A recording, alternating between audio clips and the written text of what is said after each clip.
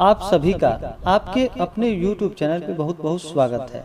आइए आज आप सब सुनेंगे पद्मिनी एकादशी व्रत की कथा। आप सभी भक्तों को पद्मिनी एकादशी व्रत की ढेर सारी शुभकामनाएं। आप सभी के जीवन में लक्ष्मी नारायण की कृपा से आप सभी को सभी प्रकार के सुख और समृद्धि की प्राप्ति हो। एकादशी का व्रत जो कि हर माह के कृष्ण पक्ष और शुक्ल पक्ष की एकादशी तिथि के दिन एकादशी का व्रत किया जाता है। एक वर्ष में 24 एकादशी का व्रत होता है। वहीं पे अधिक मास होने पर 2/26 एकादशी का व्रत होता है। इस बार श्रावण के महीने में अधिक मास लगा है। अधिक मास शुक्ल पक्ष में जो कि पद्मिनी एकादशी का व्रत किया जाता है। एकादशी का व्रत जो कि भगवान श्री कृष्ण और भगवान विष्णु को अति प्रिय होता है। इसे एकादशी या 11 व्रत के नाम से जाना जाता है। पद्मिनी एकादशी के व्रत में इस दिन विशेष प्रकार से भगवान विष्णु के पद्मनाभ स्वरूप का पूजन करना चाहिए। साथ में श्री राधा कृष्ण और भगवान शिव माता पार्वती का युगल मूर्ति स्थापित करके इनका पूरे विधि विधान के साथ पूजन करना चाहिए। यह एकादशी का व्रत जो कि सभी प्रकार के पाप और ताप को नष्ट करने वाली है। इस एकादशी के बारे में स्वयं भगवान विष्णु ने नारद जी से कहा था। इस व्रत के प्रभाव से मनुष्य विष्णु लोक को जाता है। यह सभी प्रकार के पापों को नष्ट करने वाली और जब व्यक्ति के पाप नष्ट होते हैं तभी उनके पुण्यों का उदय हो पाता है। उसके बाद ही सांसारिक सुखों की प्राप्ति हो पाती है। आइए सुनते हैं पद्मिनी एकादशी व्रत की कथा। तो बोलिए प्रेम से भगवान विष्णु की जय, माता लक्ष्मी की जय। बहुत समय पहले की बात है। एक बार महाराज युधिष्ठिर ने भगवान श्री कृष्ण से प्रश्न किया कि हे जनार्दन, अब आप कृपा करके अधिक मास अर्थात मल मास के शुक्ल पक्ष की एकादशी के व्रत की कथा सुनाइए। इस एकादशी का क्या नाम है, क्या पुण्य फल है और क्या विधान है। भगवान श्री कृष्ण बोले कि हे राजा, अधिक मास शुक्ल पक्ष की एकादशी का नाम पद्मिनी है। इसके व्रत में भगवान पद्मनाभ की पूजा की जाती है। इस व्रत की कथा इससे पूर्व महर्षि नारद से कह चुका हूँ। 10वीं के दिन से ही यह व्रत आरंभ हो जाता है, यानी 10वीं को ही एक बार खीर का भोजन करना चाहिए। ब्रह्मचर्य धारण कर पृथ्वी पर सोना चाहिए। एकादशी को प्रातः उठकर शौच आदि से निवृत्त हो, दातून करे और कम से कम 12 बार कुल्ला कर मुंह को शुद्ध करे। किसी नदी, कूप अथवा सरोवर में स्नान करना चाहिए। गोमय, मृतिका, तिल, कुश और आंवले के चूर्ण से विधिवत स्नान करना चाहिए। स्नान के पूर्व मृतिका का लेपन करे और प्रार्थना पूर्वक स्मरण करे कि हे मृतिके, भगवान ने वाराह रूप धारण कर तुम्हारा उद्धार किया है। ब्रह्मा एवं कश्यप द्वारा आप अभिमंत्रित की गई हो, अतः आप मुझे भगवान की पूजा करने की शक्ति प्रदान करें। हे ब्रह्मा के मुख से उत्पन्न होने वाली और समस्त संसार को पवित्र करने वाली, आप मेरे अंगों को पवित्र और शुद्ध करो। हे शंख, चक्र, गदा एवं पद्मधारी देवादिदेव जगन्नाथ, आप मुझे स्नान करने की आज्ञा दे। इस प्रकार कहकर वरुण मंत्र का जप करता हुआ स्नान करे। गंगा आदि उत्तम तीर्थों के अभाव में उनका स्मरण करता हुआ स्नान करे और धोया हुआ साफ वस्त्र धारण करे। संध्या वंदनादि नित्य कर्मों से निवृत्त हो भगवान के मंदिर में जाकर उनकी पूजा करे। राधिका सहित भगवान की स्वर्ण प्रतिमा अथवा शंकर सहित पार्वती की स्वर्ण प्रतिमा का विधिवत पूजन करे। धान्य के ऊपर कांसे का, तांबे का अथवा स्वर्ण या मिट्टी का कलश स्थापित कर उसके मुख पर जिस चीज का घट हो उसी का पात्र रख उसे सुगंधित द्रव्यों और वस्त्र द्वारा अलंकृत करे। तब उसके ऊपर भगवान की प्रतिमा स्थापित कर विधिवत पूजन करे। पुष्प, गंध और ऋतु फलों का यथाशक्ति नैवेद्य लगावे और फिर भगवान के सम्मुख रात भर जागता हुआ नृत्य करे। उस दिन किसी पतित अथवा ऋतुमती स्त्री का स्पर्श न करे। मिथ्या भाषण एवं देव गुरु की निंदा न करे। इस एकादशी का निर्जल ही व्रत करना चाहिए। अशक्त हो तो जलपान या फलाहार का अवलंबन लेना चाहिए। रात के प्रत्येक पहर में भगवान श्री कृष्ण या भगवान शंकर की पूजा करनी चाहिए। पहले पहर में नारियल का फल, दूसरे पहर में बिल्व फल, तीसरे पहर में सीताफल और चौथे पहर में पुंगी फल यानी कि सुपारी फल अर्पण करनी चाहिए। इस प्रकार नैवेद्य लगाने से क्रमानुसार अग्निष्टोम, वाजपेयी, अश्वमेध और राजसु यज्ञ का पुण्य फल प्राप्त होता है तथा पृथ्वी में उपस्थित समस्त तीर्थों के करने का पुण्य फल प्राप्त होता है। इस प्रकार पूजन करता हुआ रात भर जागरण करे, सूर्योदय होने पर स्नान कर भगवान का पूजन करे और ब्राह्मणों को भोजन कराकर भगवान की प्रतिमा एवं घट इत्यादि उनको दान करे। हे राजन, पद्मिनी एकादशी के विधि का विधान तो मैं सुनिश्चित तुम्हें सुना चुका। अब इसके विषय की एक आख्यायिका जिसको महर्षि पुलस्त ने नारद जी से कही थी और जो अत्यंत ही सुंदर और पवित्र है, वह मैं तुमसे कहता हूँ, ध्यान पूर्वक सुनो।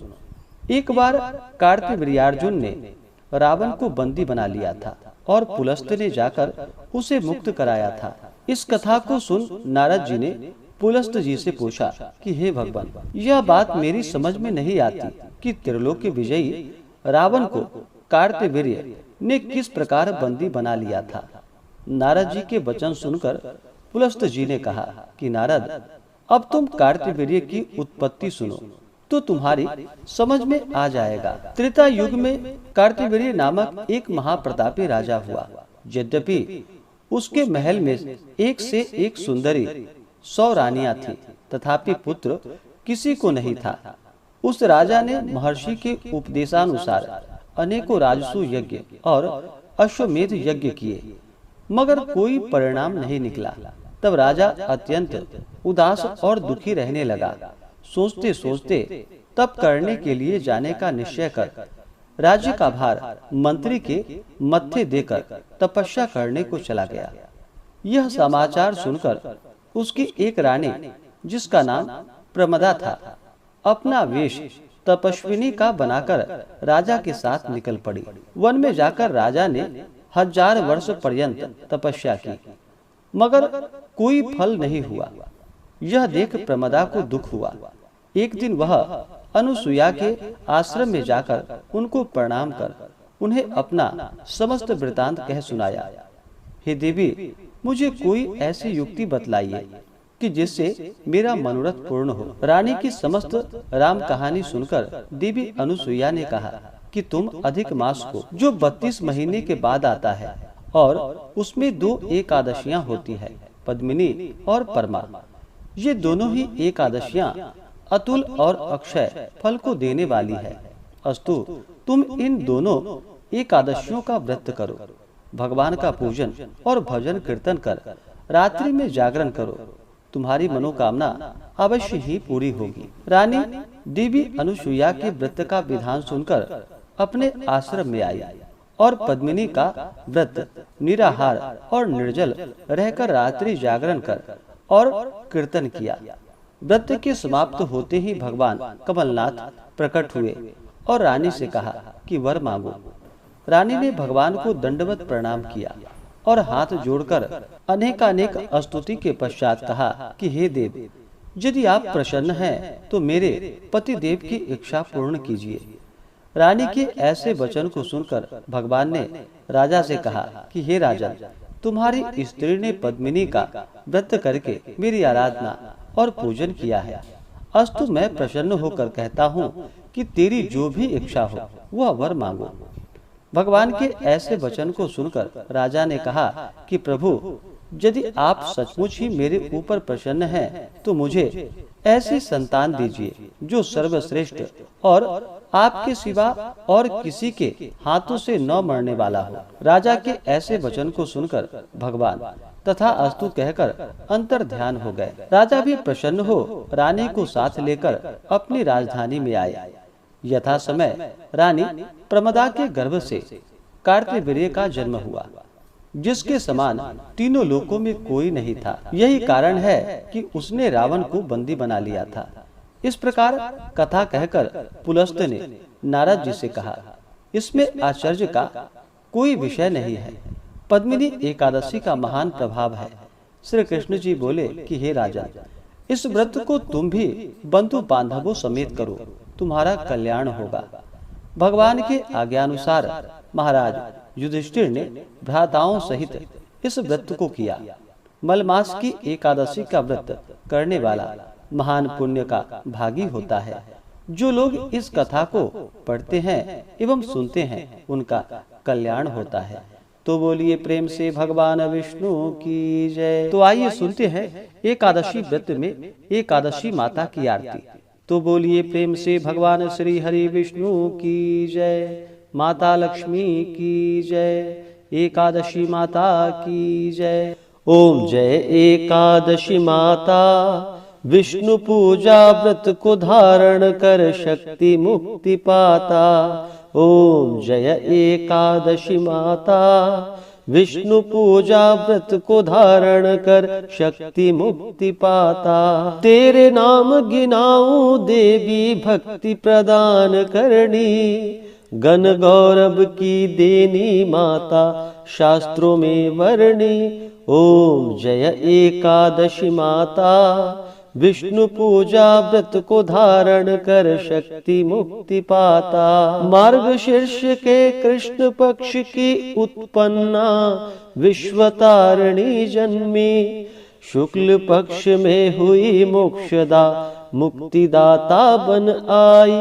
ओम जय एकादशी माता, विष्णु पूजा व्रत को धारण कर शक्ति मुक्ति पाता। पौष के कृष्ण पक्ष की सफला नामक है, शुक्ल पक्ष में होए पुत्रदा आनंद अधिक रहे। ओम जय एकादशी माता, विष्णु पूजा व्रत को धारण कर शक्ति मुक्ति पाता। नाम षट तीला माघ मास में कृष्ण पक्ष आवे, शुक्ल पक्ष में जया कहावे विजय सदा पावे। ओम जय एकादशी माता, विष्णु पूजा व्रत को धारण कर शक्ति मुक्ति पाता। विजया फाल्गुन कृष्ण पक्ष में शुक्ला आमल की, पाप मोचिनी कृष्ण पक्ष में चैत्र महाबल की। ओम जय एकादशी माता, विष्णु पूजा व्रत को धारण कर शक्ति मुक्ति पाता। चैत्र शुक्ल में नाम कामदा धन देने वाली, नाम बरुथिनी कृष्ण पक्ष में वैशाख माह वाली। ओम जय एकादशी माता, विष्णु पूजा व्रत को धारण कर शक्ति मुक्ति पाता। शुक्ल पक्ष में होए मोहिनी अपराज्येष्ठ कृष्ण पक्षी, नाम निर्जला सब सुख करणी शुक्ल पक्ष रखी। ओम जय एकादशी माता, विष्णु पूजा व्रत को धारण कर शक्ति मुक्ति पाता। योगिनी नाम आषाढ़ माह में जानो कृष्ण पक्ष करणी, देव शयनी नाम कहायो शुक्ल पक्ष धरणी। ओम जय एकादशी माता, विष्णु पूजा व्रत को धारण कर शक्ति मुक्ति पाता। कामिका श्रावण मास में आवे कृष्ण पक्ष कहिए, श्रावण शुक्ला होए पवित्रा आनंद से रहिए।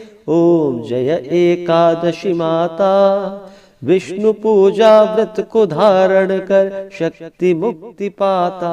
अजा भाद्रपद कृष्ण पक्ष की परिवर्तिनी शुक्ला, इंद्रा अश्विनी कृष्ण पक्ष में व्रत से भव सागर निकला। ओम जय एकादशी माता, विष्णु पूजा व्रत को धारण कर शक्ति मुक्ति पाता। पापांकुशा है शुक्ल पक्ष में आप हरणहारी, रमा मास कार्तिक में आवे सुखदायक भारी। ओम जय एकादशी माता, विष्णु पूजा व्रत को धारण कर शक्ति मुक्ति पाता। देवोत्थानी शुक्ल पक्ष की दुख नाशक मैया, पावन मास में करो विनती पार करो नैया। ओम जय एकादशी माता, विष्णु पूजा व्रत को धारण कर शक्ति मुक्ति पाता। परमा कृष्ण पक्ष में होती जन मंगल करनी, शुक्ल मास में होए पद्मिनी दुख दारिद्र हरणी। ओम जय एकादशी माता, विष्णु पूजा व्रत को धारण कर शक्ति मुक्ति पाता। जो कोई आरती एकादशी की भक्ति सहित गावे, जन गुरुदिता स्वर्ग का वासा निश्चय ही पावे। ओम जय एकादशी माता, विष्णु पूजा व्रत को धारण कर शक्ति मुक्ति पाता। हो शक्ति मुक्ति पाता, हो शक्ति मुक्ति पाता। तो बोलिए प्रेम से भगवान विष्णु की जय, माता लक्ष्मी की जय, एकादशी माता की जय, सर्वदेवी देवता की जय।